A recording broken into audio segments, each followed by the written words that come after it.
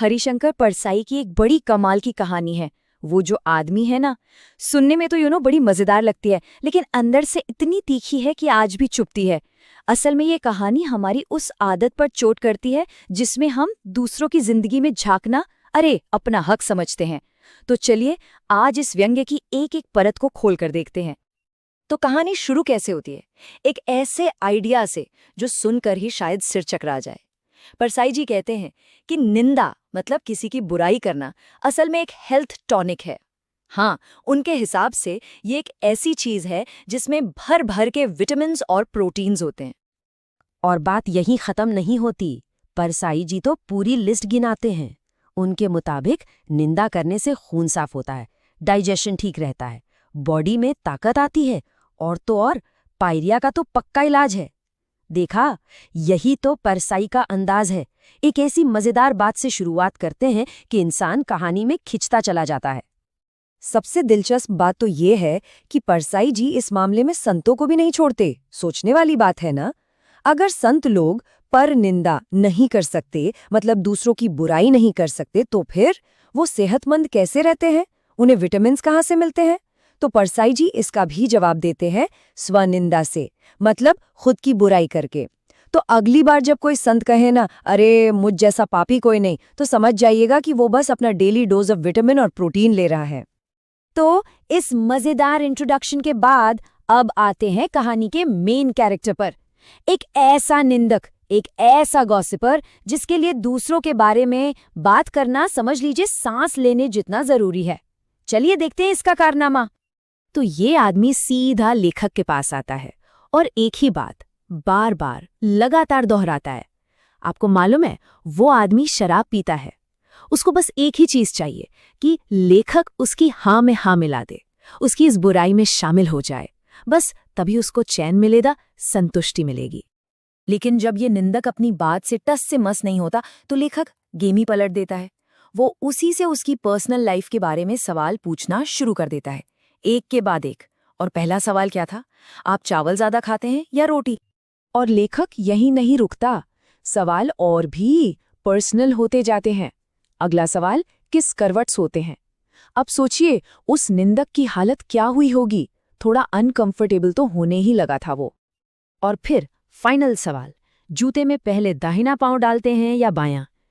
इन अजीबो गरीब बेमतलब के सवालों से ना परसाई जी यही तो दिखा रहे हैं कि किसी की पर्सनल लाइफ में उसकी छोटी छोटी आदतों में ताक झांक करना कितना रिडिक्युलस, कितना मजाकिया है। और बस यहीं पर उस निंदक का असली चेहरा, उसका दोहरापन सामने आ जाता है। जैसे ही बात उसकी अपनी प्राइवेसी पर आई, वो भड़क गया। ये तो प्राइवेट बातें हैं, इनसे क्या मतलब? मतलब बिल्कुल साफ है, दूसरों की प्राइवेट लाइफ तो चटकारे लेने के लिए है, पर जब बात खुद पर आई तो आग लग गई। अपनी प्राइवेसी पे कोई सवाल नहीं। अब यहाँ से कहानी एक नया मोड़ लेती है। परसाई जी शराब और इंसानियत के बीच के अजीब से रिश्ते पर कमेंट करते हैं। वो बताते हैं कि कैसे कुछ लोग कॉन्शियसनेस की एक अलग ही लेवल पर पहुंचने के लिए नशे का सहारा लेते हैं, और इसको नाम क्या देते हैं?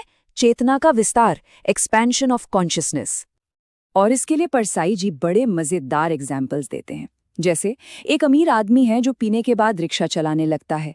एक और आदमी है जिसको इंसानियत के दौरे तभी पड़ते हैं जब वो रम पी लेता है।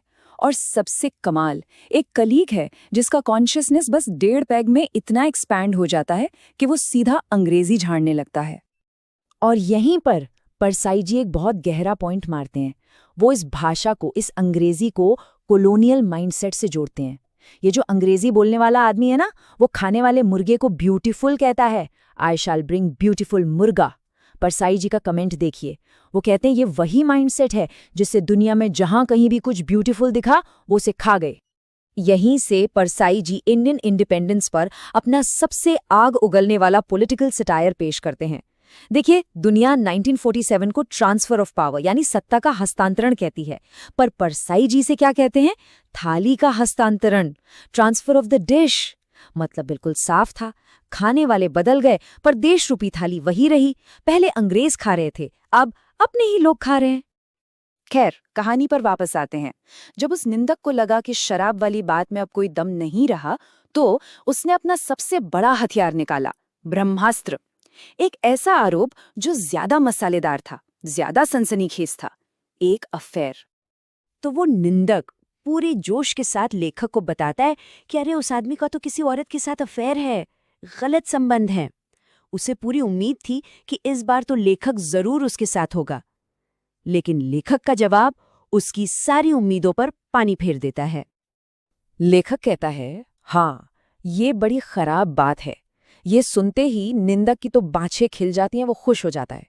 लेकिन फिर लेखक अपनी लाइन पूरी करता है, खराब बात यह है कि उस स्त्री से अपना संबंध नहीं है। बूम! इस एक लाइन से परसाई जी निंदा के पीछे छिपी असलियत को सामने ले आते हैं। ये नैतिकता की चिंता नहीं है, ये ईर्ष्या है, जेलसी है, इस बात का दर्द है कि वो मैं क्यों नहीं हूं। यहाँ परसाई जी एक बहुत ही पावरफुल मेटाफर इस्तेमाल करते हैं। वो कहते हैं कि हम सब सोचते हैं कि खिड़कियां घर में हवा और रोशनी के लिए होती हैं, लेकिन उनके मुताबिक वास्तव में खिड़की अंदर झांकने के लिए होती है। क्या लाइन है! ये समाज की, दूसरों की जिंदगी में ताक झांक करने की आदत पर एक सीधा हमला है। तो पूरी बात का सार क्या है? परसाई के हिसाब से निंदा का असली कारण मोरालिटी की चिंता है ही नहीं, बिल्कुल नहीं। असली कारण है जेलसी का दर्द। वो हाय, उसकी जगह हम क्यों नहीं हैं वाली फीलिंग। वो तो यहाँ तक कहते हैं कि बहुत से लोग दिल से तो चरित्रहीन होना चाहते हैं, लेकिन उन्हें मौका नहीं मिलता, इसलिए मजबूरी में चरित्रवान बने रहते हैं। अब आते हैं कहानी के आखिरी और सबसे एक्सप्लोसिव हिस्से पर। यहाँ परसाई जी इस बात पर चोट करते हैं कि हमारा समाज कैरेक्टर को जज कैसे करता है, और इसके लिए वो मोरालिटी का, नैतिकता का एक बहुत ही सिंपल और खोखला सा हिसाब किताब सामने रखते हैं। तो अब परसाई जी उस आदमी की बैलेंस शीट बनाते हैं जिसकी बुराई हो रही थी। चलिए देखते हैं उसके गुण क्या क्या हैं। वो ईमानदार है, सच्चा है, दयालु है, सेल्फलेस है। ना वो किसी को धोखा देता है, ना ब्लैक मार्केटिंग करता है, ना रिश्वत लेता है, ना ही किसी का बुरा करता है। ये सब एक तरफ। लेकिन हमारे समाज के लिए इन सब अच्छाइयों की कोई कीमत नहीं, जीरो। क्यों? सिर्फ इसलिए क्योंकि उसकी एक औरत से दोस्ती है। बस इसी एक बात के आधार पर उसके सारे अच्छे गुणों को कचरे में फेंक दिया जाता है और उस पर इमोरल यानी अनैतिक होने का ठप्पा लगा दिया जाता है। और फिर आती है वो आखिरी लाइन जो इंसान को अंदर तक झंझोड़ कर रख देती है। परसाई कहते हैं कि समाज ने इस सब का एक सिंपल सा सल्यूशन निकाल लिया है। उनके शब्दों में, सारी नैतिकता को समेटकर टांगों के बीच में रख लो। ये एक इतना पावरफुल, इतना तीखा बयान है जो साफ दिखाता है कि कैसे हमने नैतिकता जैसे बड़े कॉन्सेप्ट को सिर्फ और सिर्फ सेक्सुअल रिलेशनशिप्स तक महदूद कर दिया है। सोचिए, परसाई ने ये कहानी दसों साल पहले लिखी थी, लेकिन ये आज भी हमें एक बहुत जरूरी सवाल के सामने लाकर खड़ा कर देती है। सवाल ये है कि क्या आज भी हमारे समाज में मोरालिटी का, नैतिकता का फैसला आखिरकार इसी छोटे से तंग पैमाने पर होता है? इस पर सोचना जरूर।